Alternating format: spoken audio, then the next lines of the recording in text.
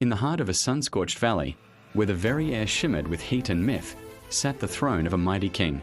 His power was absolute, a thing forged in conquest and maintained by fear.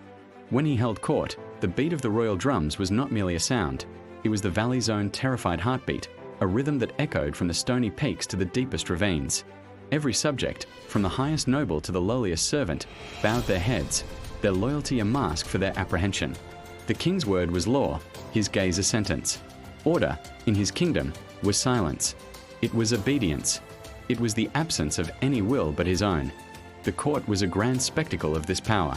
Banners of crimson and gold hung lifeless in the still air. Armored guards stood like statues of obsidian, their faces unreadable, their spears glinting under the harsh sun.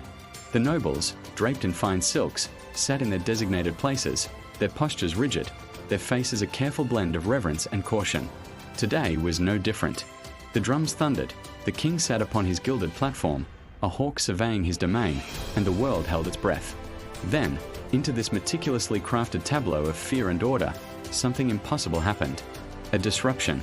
It wasn't a rival army, not an assassin in the shadows. It was a goat. A small, unassuming goat, with a coat the color of dust and eyes that held the calm of ancient stones. It walked into the royal court as if it were just another patch of pasture. It didn't run. It didn't bleat in alarm.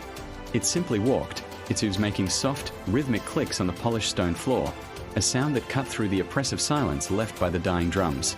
A collective gasp rippled through the court. Guards shifted, their hands tightening on their spears. Nobles exchanged bewildered, frightened glances. This was not just an animal wandering where it shouldn't. This was a crack in the very foundation of the king's world. The goat's presence was an affront, a quiet, absurd challenge to a power that had never been questioned.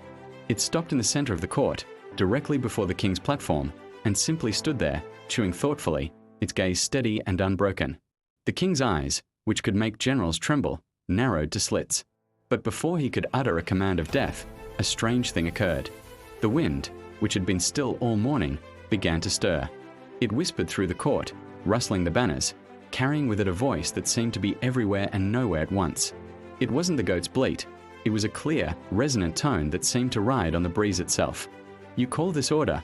the voice in the wind asked, a question aimed directly at the throne. "This silence born of fear? You command the bodies of men, but their spirits are a wilderness you cannot tame. Your power is a cage, and even you, O king, are a prisoner within it." The court priest, a man whose life was dedicated to interpreting omens, grew pale.